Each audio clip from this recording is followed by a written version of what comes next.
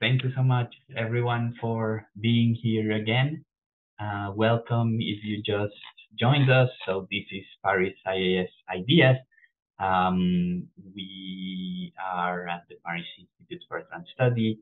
And next in our lineup for today, we have Professor Angelo Torre with the talk Commons as Local Institutions. So Professor Torre is Emeritus Professor of Early Modern History at the Università del Piemonte Orientale in Italy.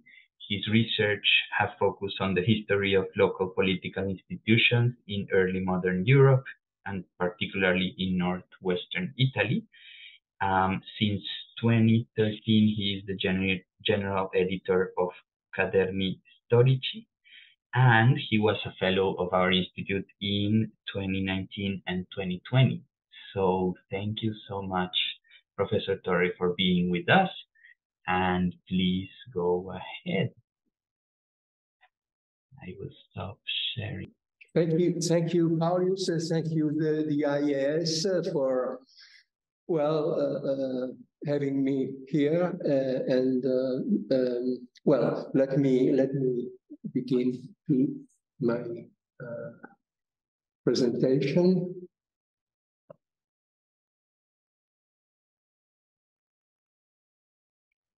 The final title is Space for the Commons, and I would like to speak about what changes a special approach to the study of early modern local political cultures.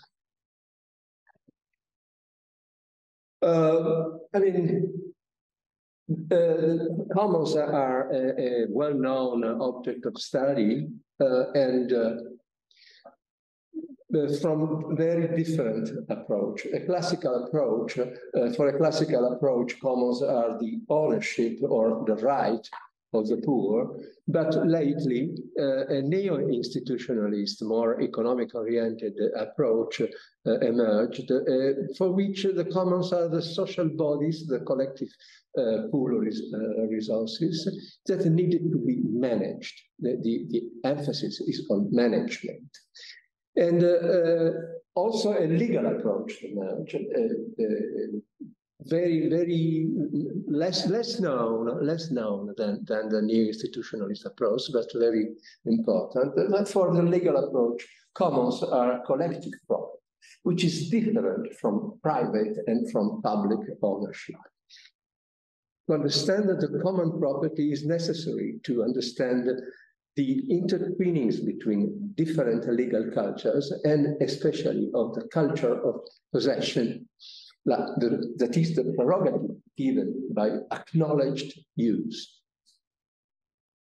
Then an ecological historical approach, mainly coming from the UK,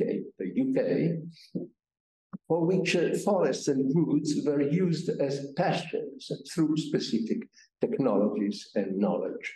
The nature in this view, in this perspective, the nature doesn't exist; it's an artifact, and this changed a bit our relationship with our world. Other dimensions have been totally understated, such as the spatial dimension. I would focus on that, and I think I show you what really changes in having a special focus on the problem of commons.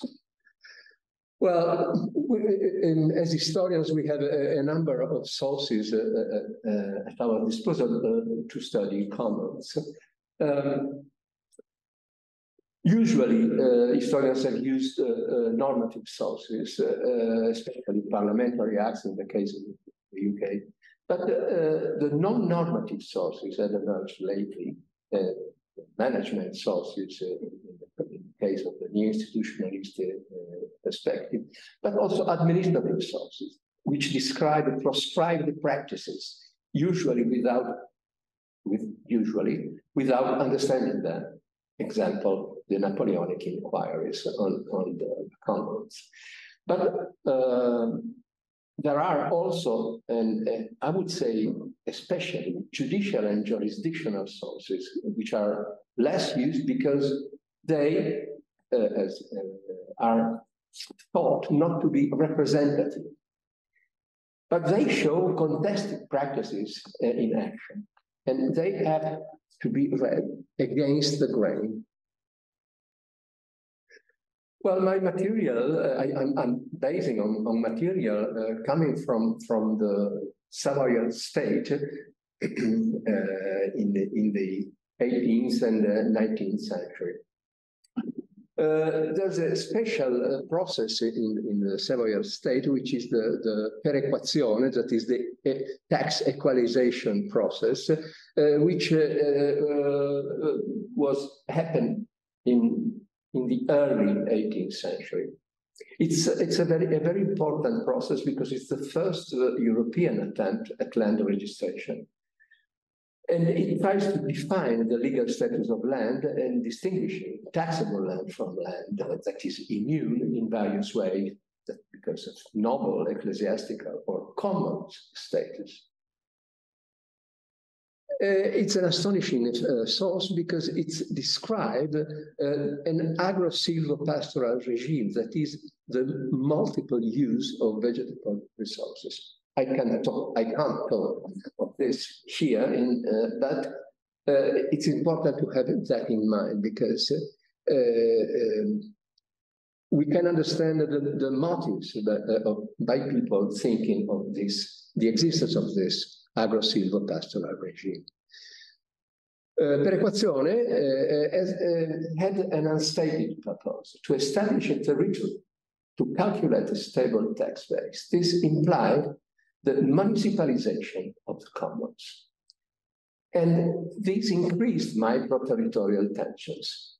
The hamlets, that is the sub-units of the community, resisted to the municipalization of the commons and claimed the possession of, quoted, their own commons. This creates long-term dynamics.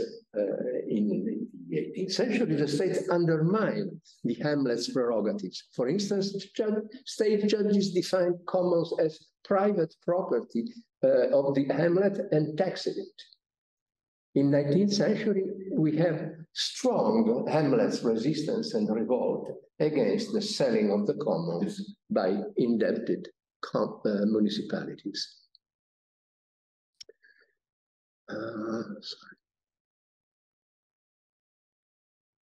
So we have a clash of classifications in the 19th century.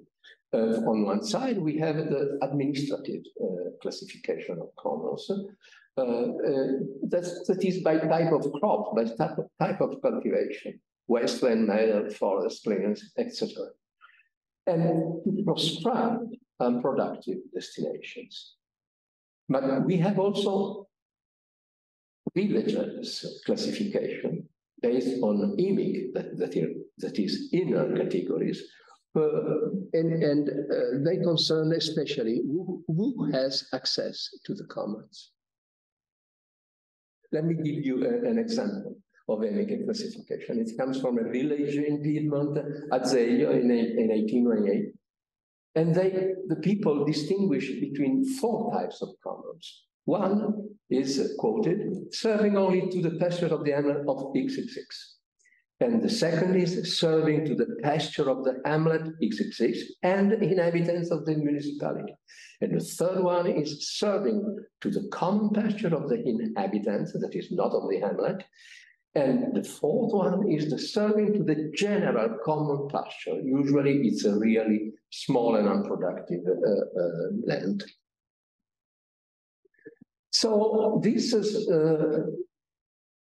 spatial categories and access possession categories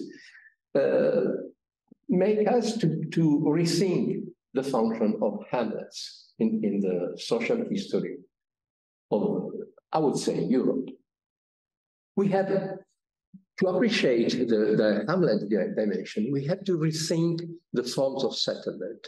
Usually, settlements are opposed as dispersed from one side, for instance, the Flemish settlement type, versus nucleated settlement type, as in southern Italy and in agrotowns.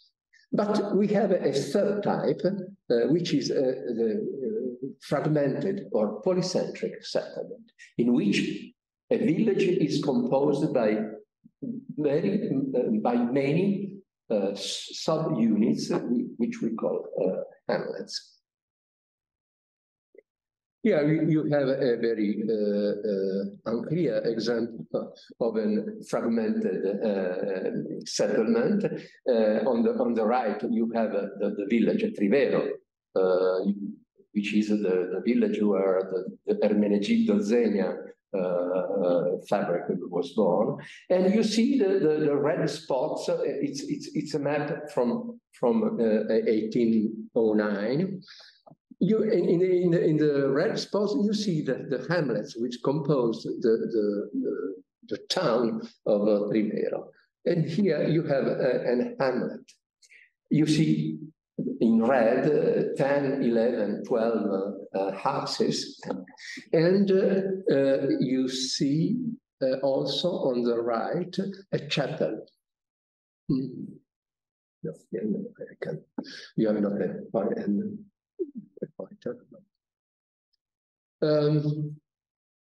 Yes, it's on the right and it's a cross, so you can see the church. No problem.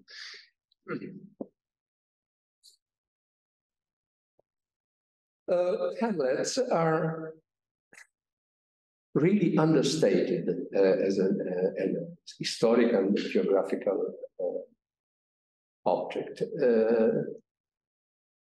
Medievalists have studied the origins of this kind of settlement, and Michel Lovert and Robert Fossier spoke about ecclesiation, that is the creation of chapels, and insulation, that is the creation of small communities. And the kinship studies have paid attention to hamlets, Gérard Delisle and the theorization of the quartier lignagé, the lineage quarters, and especially Bernard de Rouet, who studied the kin groups and discovered a process of transmission of property which went through the indivision of property between kins. But hamlets are absolutely present also in early modern Latin America, and Tamar Herzog studied in 2707 the Despoblados, and also in southern Mediterranean we have a superb study by Alain Mahé of the Kabylian hamlets and their role in the possession of commons. But also in France, hamlets are very, very much important because the commons are owned at least in 1/3 of the 100,000 commons in France by what is called section de commune, that is hamlets. Then both geographers and sociologists paid a little attention to the hamlets, as well as anthropologists. But it's noteworthy that during the Vietnam War, the USA government thought of hamlets as a way to settle people during the Vietnam War. It's, I think, a completely unstudied subject, which is really worthwhile. Well, let me, in the next 10 minutes, to illustrate the aspects of surprising Hamlet, aspects of Hamlet life from the juridical, ritual, religious, and redistributive point of view. Well, the juridical aspect is very, very important, and you can appreciate it in a bestseller of the early modern printing industry. That is the Niccolò Loseus, the Jure Universitatum, 1604, in which he theorized that the existence of an unit, which he called the villa, meaning by that a group of more than 5 houses. I underline the fact that 5 houses does represent 3 generations of one kingship group. And Loseus was very important because he proposed of allowing the formal reconnaissance of these settlements. From the ritual point of view, we can notice the existence of a brotherhood, but a territorial brotherhood, a lay ritual body, not a devotional one, which is the Confraria of the Holy Spirit. And it celebrates Whitsun with a common soup of chickpeas to be distributed to all the people living in a locality, but sometimes also to passers-by. We'll see below the meaning of this eating together. This confraria is important from my point of view because it has a specific iconography. The triandric trinity linked to the theological properties of the Holy Spirit, so the pneuma, who ignites, brings to life a social body. And let me illustrate just one example. You see from the papers of the town council of Toulouse in 1447. And you see high, in the upper part of the image, the Holy Spirit who ignites the councilors. So it's a way to make alive social bodies. The triandric trinity was highly criticized, deeply criticized during the Reformation. You have here one image by the Giorgio Biandrata anti-Trinitarian polemics, but it lasted, and during the 16th century Catholic countries, and until the second half of the 18th century. But the hamlet has also a religious aspect, because as we have seen in the case of Pulliana, the hamlet has oratories. At least one oratory, where a lot of celebration of masses happen, and a lot of bequests award it.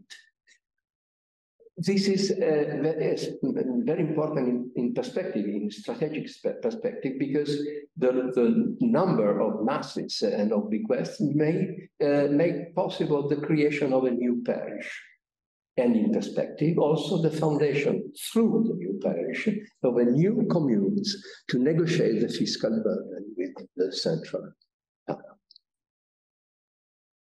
And at last, the redistributive aspect of the hamlet charity.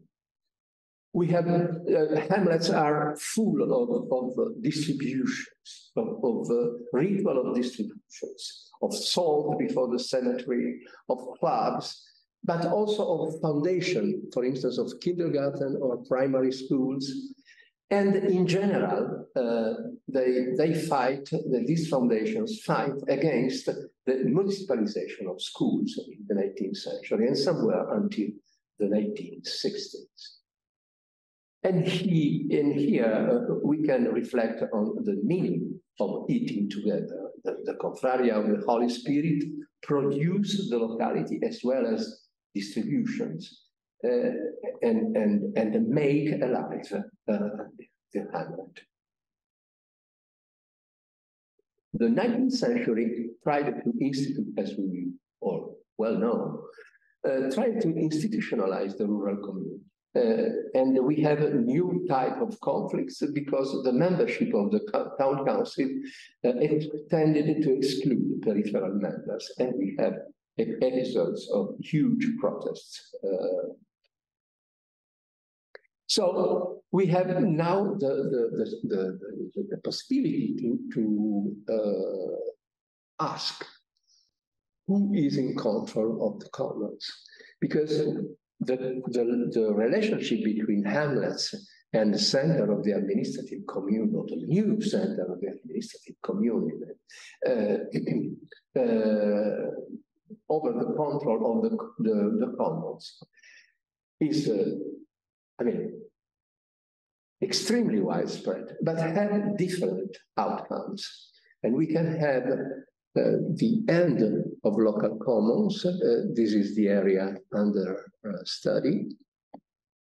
We have episodes in which commons ended, such as this is the common of Bogogna in Ossola region. But we have also episodes in which the excuse me.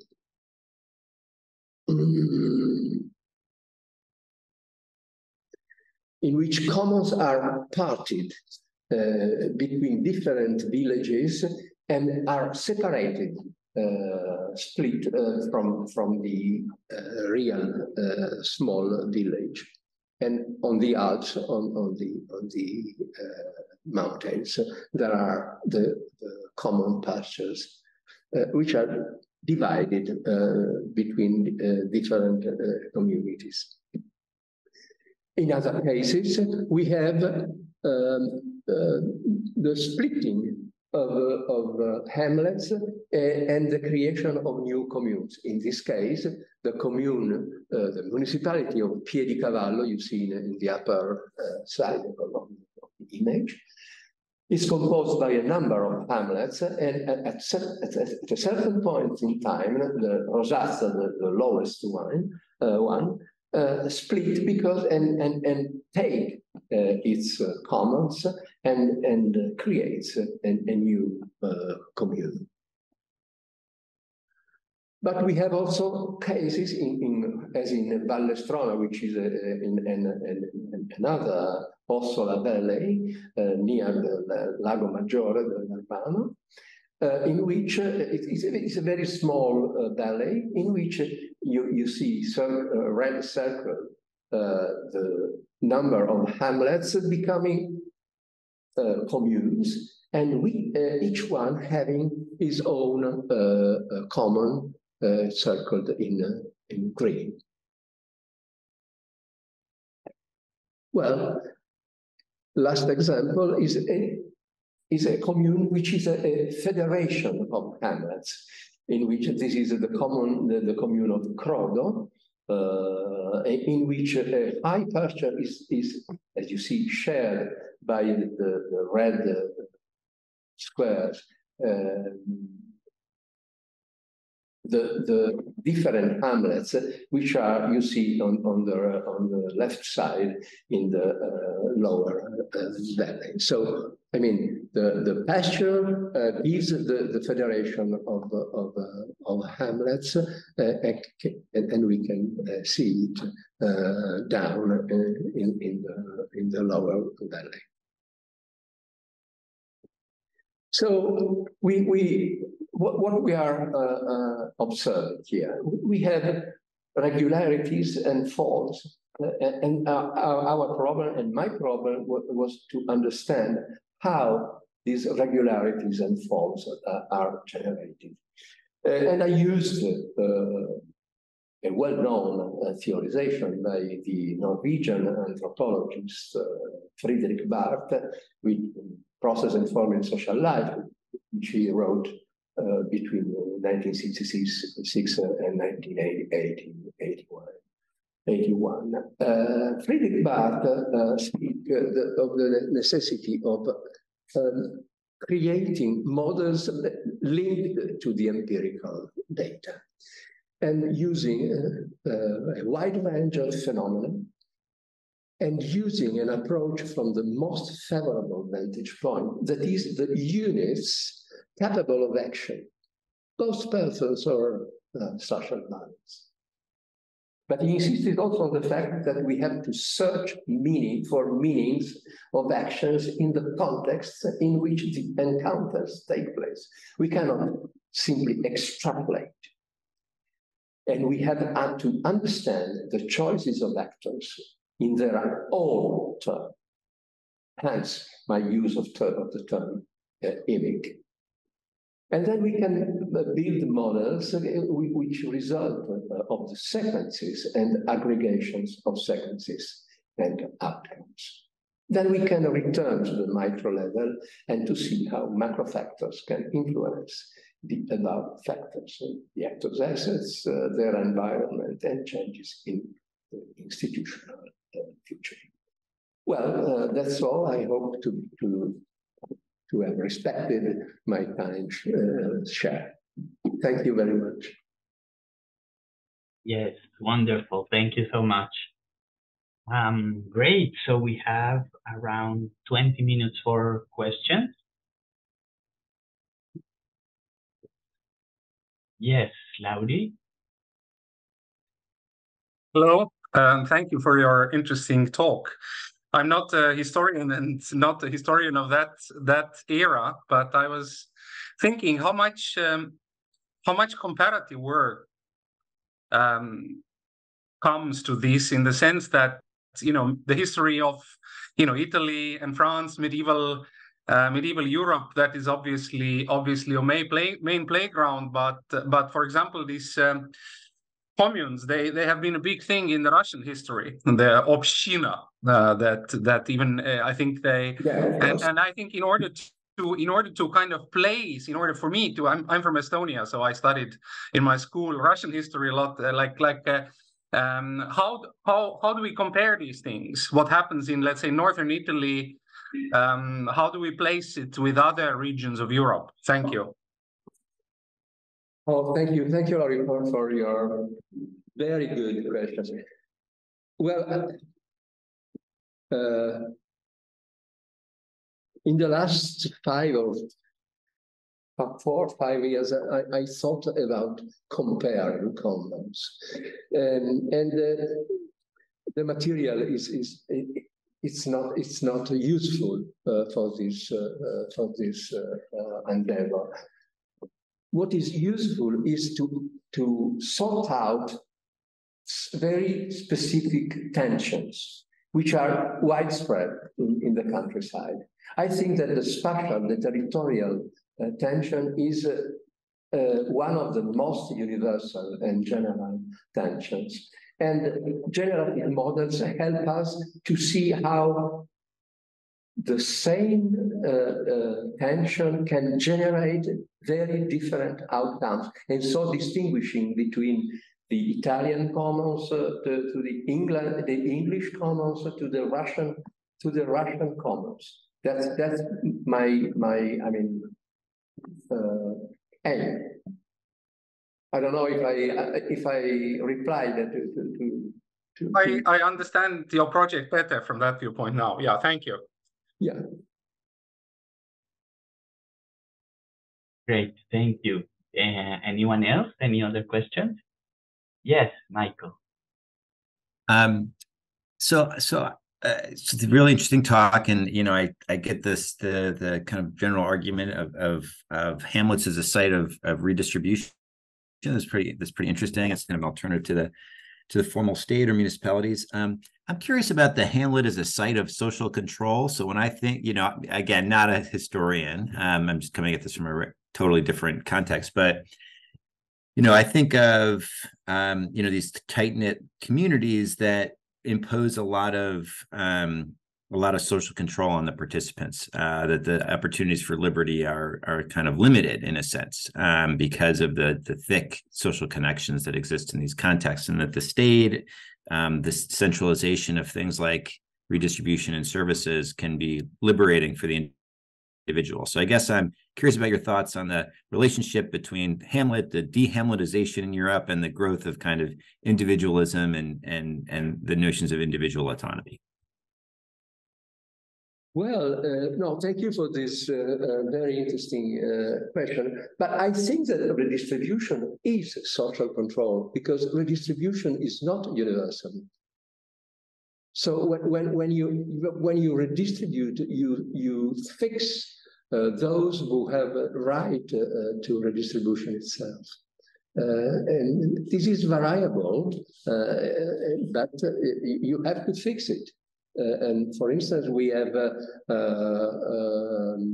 trusts who are linked to a very specific kin groups, or we have trusts who are directed towards the whole administrative community, and so. There's an aspect which I think is very interesting, and that is that the state in the 19th century tried to make a municipal scale charity. And the Hamlets resisted it and revolted against it. And the example of Rosazza a Piedicavallo is fantastic because when the state imposed the municipalization of the charity, in 6 months, the small hamlet of Rosazza found a way to become an administrative commune and to separate, to split from the historically commune to which it was. Yeah, that's very interesting. Thank you. Thank you very much, Michael. Okay. Any other question? If not, then thank you very much, Professor Torre, again for joining us today. Thank you, everyone, for joining as well. I will share my screen again.